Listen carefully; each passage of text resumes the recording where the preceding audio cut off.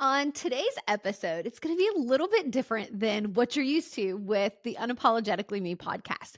It's just going to be me interviewing one of my guests. And I wanted to take a second before we start that interview to talk to y'all about how the podcast is changing. Over the last few episodes, I think we've actually done 20 episodes. You've heard from Channon and I both. And going forward, Channon is no longer going to be co hosting on the podcast. And I don't want y'all to think this was like a dramatic split or that we have any bad blood. So I wanted to take a couple seconds to talk about it. Channon and I are absolutely still friends. We still talk regularly. Shannon's just in a different phase of life right now. If you follow her on social media, you'll see that she bought a new house out in the country and she's having a really great time with her kids and being able to spend more time with them. She's gardening and thinking about chickens again and remodeling her house. So she's just got a lot going on right now that doesn't quite align with the same goals right now. And there's nothing wrong with that. I also want you to take this as a lesson in business that things change and it's okay to pivot and it's okay to separate those partnerships amicably and still be friends and not have bad blood between each other. So don't forget to like and subscribe to the podcast and keep following along because I've got some amazing guests lined up for you and we'll have a new co-host in the near term.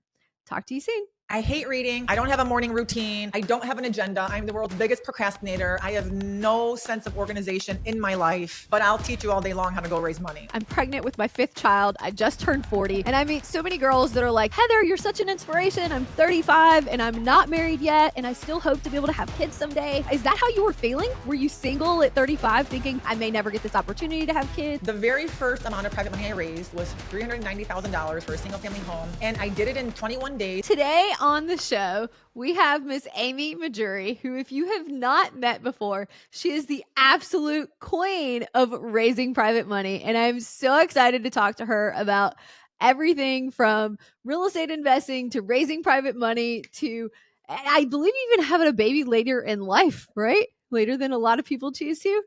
And so talking to you about everything in between and all of those things that you don't always get asked, because I feel like people ask you the same questions over and over again. Like, how do I explain this in raising private money? How do I explain that? How do I get these documents? But I want to talk to you about a little bit deeper than just that surface level of raising private money. So Amy, welcome to the show.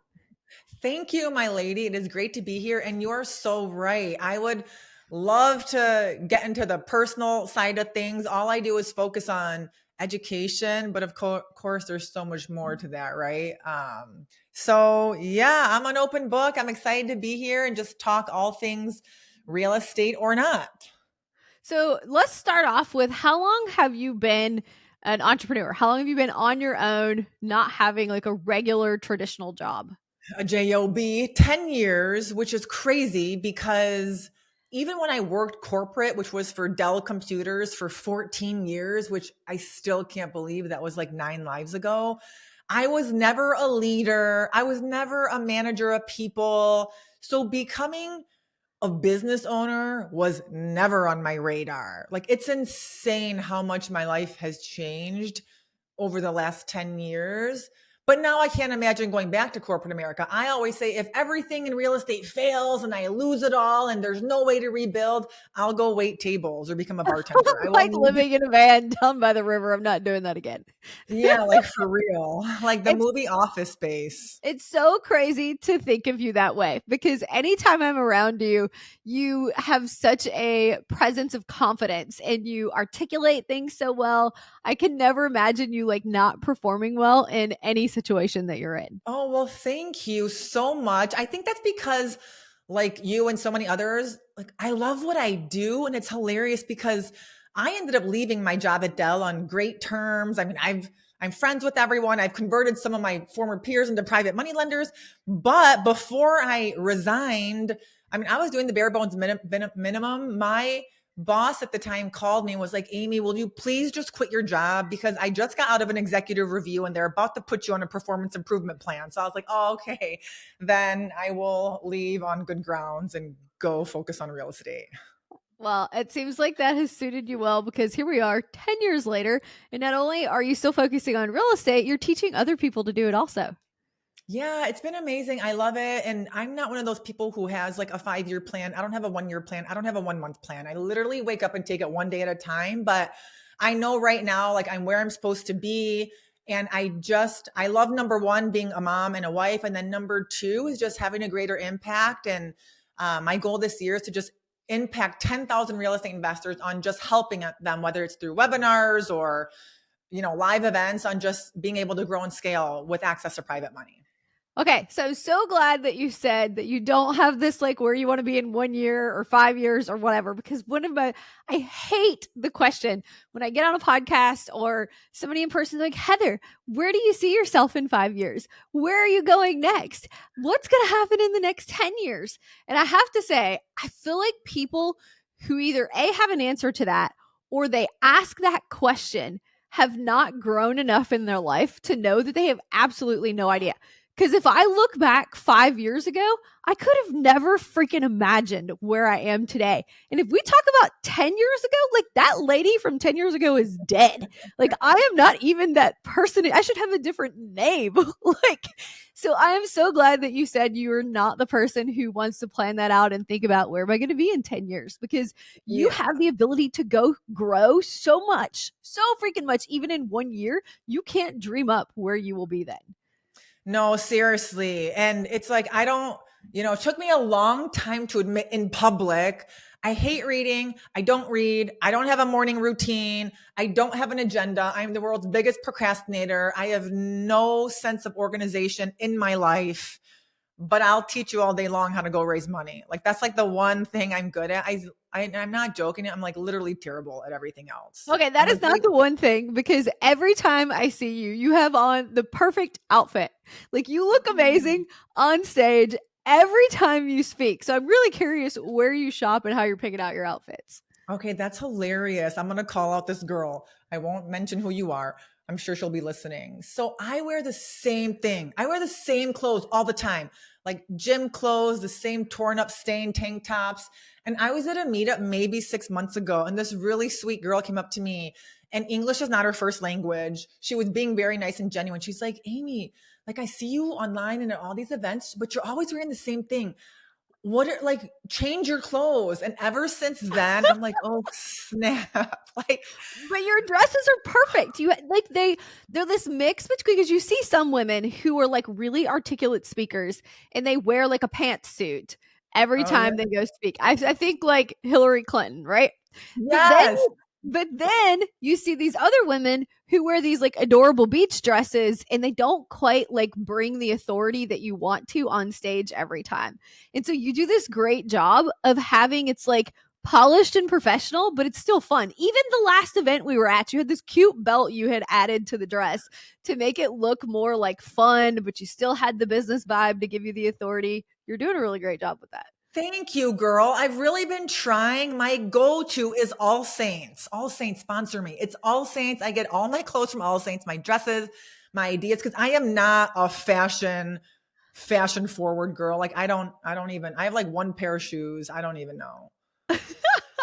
Okay, and so my next question and topic for you is, do you have one daughter? How old is she now? Emma is 4.5, and she's our only child. We are a one and done family. And so you were a little bit later in life when you had Emma. Yeah. So, I met my husband, Sean, in my, I don't know, mid to late 30s. We got married when I was almost 40, and had Emma when I was 40 or 41. I don't even remember. So I'm 45 now. And it's interesting because my mom and I always talk about how there are pros and cons to being an older mom versus a younger mom. Like now it's great because financially we're stable. We can provide her with more things. If we want to send her to private schools, we can, or, whatever we want to do. But at the same time, as an older mom, I'm so much more of a helicopter mom. I worry about her getting hurt all the time. Whereas if I was 20, I probably would have been more free because I wouldn't have known any better. So I love it though. And once we decided not to have any more children, my husband and I were able to just give her all of our love and focus on her sports and family and vacations. And so for our family dynamic, we're the three musketeers, and it just works. And so the reason I'm asking you is I meet so many girls, especially now that I'm pregnant with my fifth child. I just turned 40, and I meet so many girls that are like, Heather, you're such an inspiration. I'm 35 and I'm not married yet, and I still hope to be able to have kids someday. And so, is that how you were feeling? Were you single at 35, thinking, I may never get this opportunity to have kids? What if I can't get pregnant? What was that journey like for you?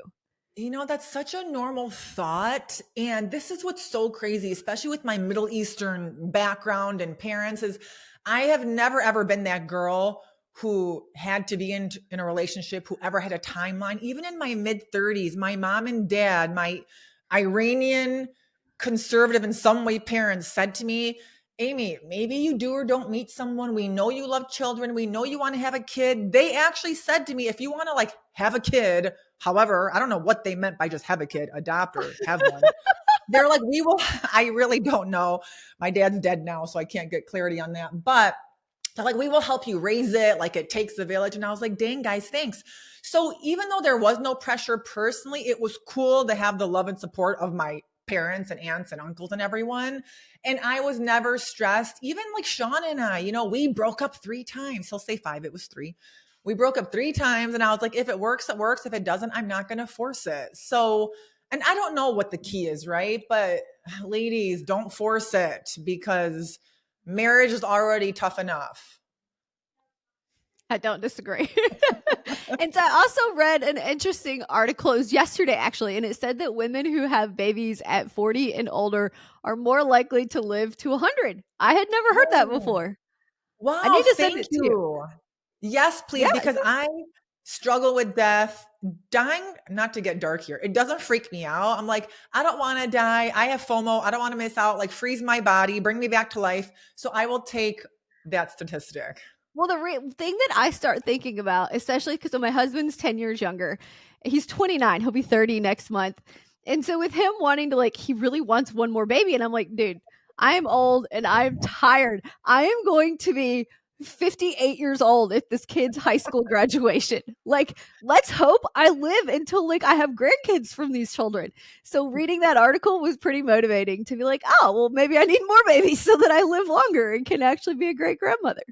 Yeah, no, and I think like more and more, you're probably seeing it in your circle too. It's whether it's male or female. I feel like people are just getting married later in life these days.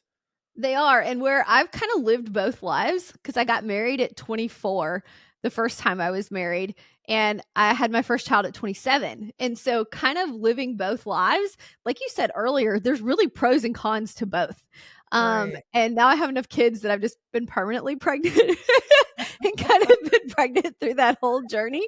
But it's been really interesting to see. And so I know you talk about having Middle Eastern parents. Is your husband looks white? He is so white. I mean, the whitest all-American Irishman. And it just works though, because he's white, but he's also cultured, not like white people aren't cultured. It's just when you look at Okay, so I'm listening to you stumble through trying to talk about this. And the reason I'm asking is because my husband is Asian and he's like from Asia, Asian. All his family still lives in Asia. And I am literally Irish and super white. And oh, okay, so yeah.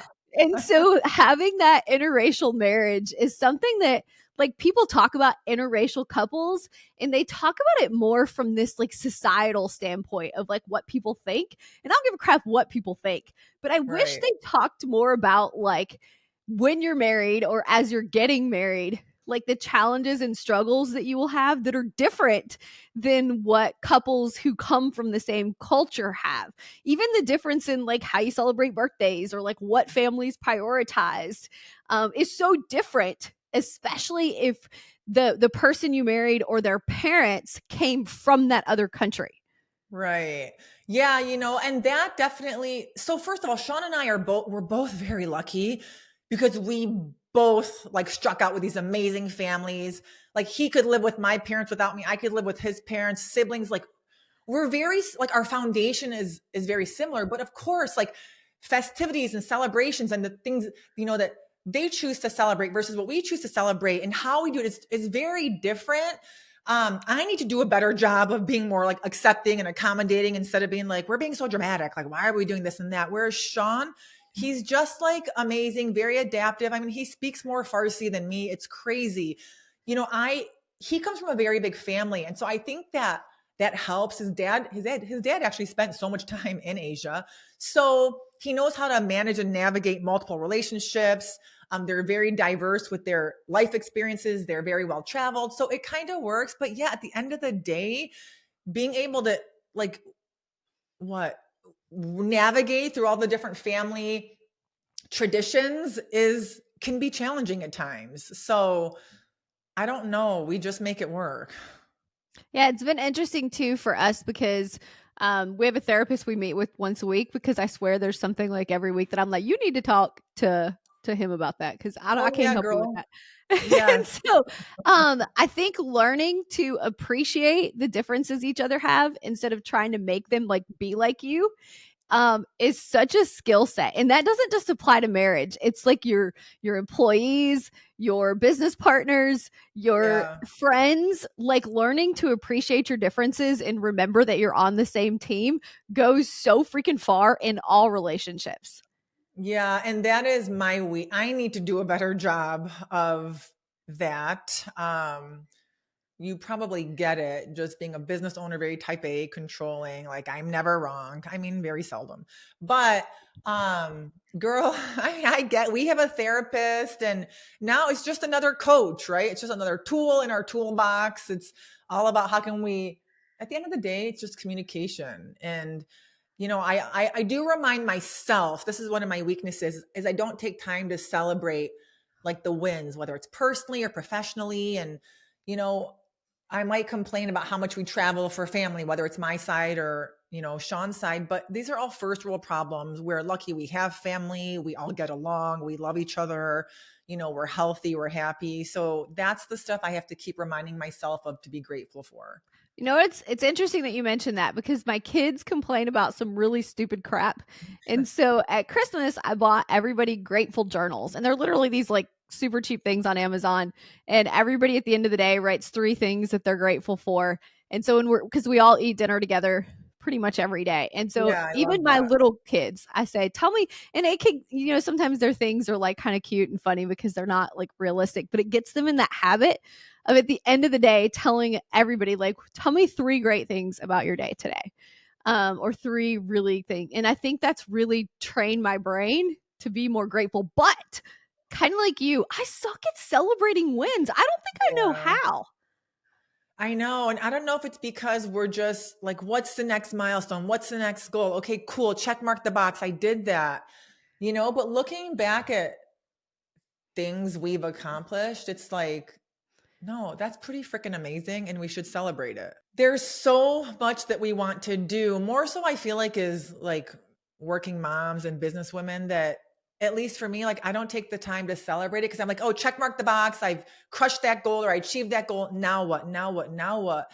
And really, when I look at the day to day, I think there was a time where I'm like, Amy, you're such a loser. You're not doing anything. Girl, I had $11 million in good debt, real estate debt. I'd published a book. I'd worked with HGTV, and I still was like, you're a loser. You haven't written 2 books.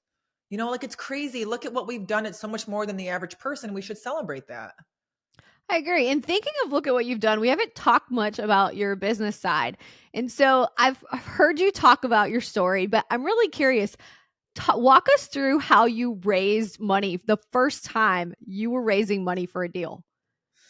The very first time 10 years ago, my very first deal, actually, I didn't raise money. I was wearing like 1,000 hats, as many of you probably know, and trying to just get my business in order. And so I didn't raise money. I used my own money. And I always say my first deal was my first mistake because I put my own money into the deal for reasons we can or don't need to get into. So on my second deal, I decided I'm going to focus on the power of raising private money, because that was what I had a real estate coach, and he was like, you got to raise money. That's how you grow and scale. But he never taught me how to raise money. So I was like, okay. So I just started talking to people. I didn't know that I just was comfortable and good at like building rapport and nurturing relationships. So The very first amount of private money I raised was $390,000 for a single family home. And I did it in 21 days. It was through a referral of a referral of a referral. And I literally spent the first 21 days on the phone from 9 a.m. to 6 p.m. hustling, talking to people until I got the money. And then after that, I was like, dang, that's amazing, because I literally used none of my own money. I turned a $62,000 profit. It was actually the first house that was featured on HGTV. And then I became more confident, right? And I really prioritized that skill set. And of course, it became easier and easier once you knew what you were doing. So once you really focus on it, I always tell real estate investors, we want to focus on two things, which is finding deals and funding them. Everything else you want to try to outsource, easier said than done. And so I love that you had the, because you were talking about before, like being hard on yourself, but you had the confidence when you hadn't done this before. Because, like, let's be real, Amy, $390,000 is a pretty steep first raise for somebody who doesn't have a coach, hasn't been trained, doesn't have this step-by-step program. Like, it's not like you had somebody holding your hand. Like, that's and in 21 days, like that alone is something to celebrate. So what did you say to these people? What, when you were going out You and know, looking for somebody, what were you saying to them? yeah, it's crazy because number one, the most common thing was they could sense the confidence in my voice. But that confidence came from, I knew how to analyze deals, right? I knew it wasn't about, it was just about, what am I doing? Like, I knew why I was using other people's money. I knew why I picked a target market. I knew that my contractor was amazing. So it's like I could talk to them as a real polished business owner while also explaining to them, these are the contracts I use. So it was just a conversation, but I didn't just hit him up and be like, hey, I know we've never met before. I have this deal. I need $390,000. It was like, hey, you were referred by this person. This is who I am. This is what I do. I understand you may or may not invest in real estate. You know, if you want to know more, here's what I'm offering. And if not, no pressure. Do you know of anyone else? So it was always a very delicate approach to open up the door to ongoing conversations. What I see a lot of people doing now, even experienced real estate investors, is just like data dumping. Even now, I'll get a 15-page email. I'm like, you guys, I don't even know who you are. You know, like, you can't approach people that way when you're trying to raise private money. You got to talk to them like a normal person. It's funny that you say that because I was listening to a podcast the other day that was talking about when Steve Jobs like first was at Apple and he took his first art, and I'm going to totally butcher this story, but you'll get the idea of it. He took his first article out in, or like ad in the New York Times, and it was like a 9-page ad explaining all the data, all the like techie science stuff on whatever the product was. And like it totally failed and crashed because nobody wants to know that. They want to know, like, what's this going to do for me? And so he goes and he works for whoever he worked for next. And a bunch of years later, he comes back to Apple. And his next ad in the New York Times literally had 2 words. And so that's like when they took off and they did so much better. And you're exactly right. And this leads me into my next question, because I've seen you on so many stages teach people about their power pitch. So for those listeners who haven't seen you teach in person before, talk to us about that power pitch that people need to have. Yeah, a lot of us have heard about our elevator pitch, right? Or in 60 seconds, who are you and what do you do? So I've like narrowed it down to 4 seconds. And this is, again, for anyone who's brand new, experienced, part-time, full-time. You want to capture your audience's attention, because the minute you leave your house, everyone you encounter is a prospective private money lender. So what in the world do we say to these people? So if somebody comes up to you, my 4-second power pitch, it's 13 words, which is, I show people how to earn double-digit returns backed by real estate. And so the way you would use it is, whether you're experienced or not, is you would end whatever point you're trying to make with, oh, by the way, I'm a real estate investor and I show people how to earn double-digit returns backed by real estate. What was it that you say you do again? It's so nice to meet you. Because 90% of the time they're going to be like, whoa, whoa, whoa, I don't want to talk about me. What do you mean double-digit returns backed by real estate? So you're strategically dangling that carrot so that they ask you for more information. And so I also see so many people ask you after they think that through, and they're like, and you have people send this text message, which is a super creative strategy. I freaking love it. I saw you do that the first time when we both spoke at HostCon at Rob Ebasola's event. And you had everyone send out this text message, but people kind of freak out. They're like, oh my God, like 10 people said that they're interested. What the heck do I do now? Like when someone's Yeah. like, yes, I'm on board, like, what do you do next? Yeah, it's educating them delicately through multiple what I refer to as credibility pieces. So once people are like, "Oh my goodness, that sounds amazing. Tell me more." You don't want to just go right into it. So you get their, phone number, email address, and you schedule a 30-minute Zoom like for next week. Some of you may need to buy yourself some time to figure out what you're going to do or say, while others just don't have the time to meet until next week. And you take them through just a general overview. So I have a general private money presentation. And so it's comprised of 4 points. And you're going to see none of these 4 points go into anything about target markets or deal analyzers. It's number one, who are you and what do you do? So thanks again so much for your time and for wanting to know more. This is what I do in like 2 minutes. And then the second bullet point is what's in it for us. So why do Heather and Amy leverage private money? Well, because it allows us to grow and scale. So you explain that to them. Number three is what's in it for you, private money lender. Here's how I'm going to protect, secure, and ensure your investment, unlike the banks or stock markets. These are the contracts I'll use. Here's what happens if the deal goes south, and here's what I do or always don't guarantee. We can't guarantee anything. And then number four is, okay, so that's just a really high level overview of who I am and what I do. It's the call to action. If you want to know more, cool. If not, no pressure. I literally say it like that, like cool, awesome, no pressure. And you want to get through that in no more than 30 minutes because you want the person you're talking to share some information with you about who they are as well. So I feel like this is a really hot topic right now. So many people are asking about it. And we can't cover that all today, obviously. So if somebody is interested in this and they want to learn step by step more details on how they raise private money or how they get started investing with other people's money, how can they find out more about you and more about what you teach?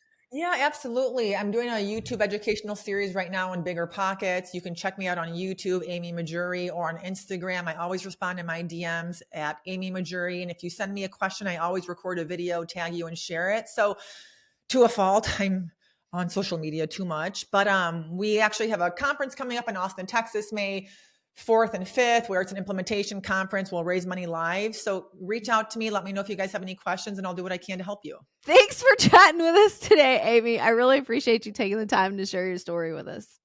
Thank you, Heather. Appreciate you so much. Thanks, guys.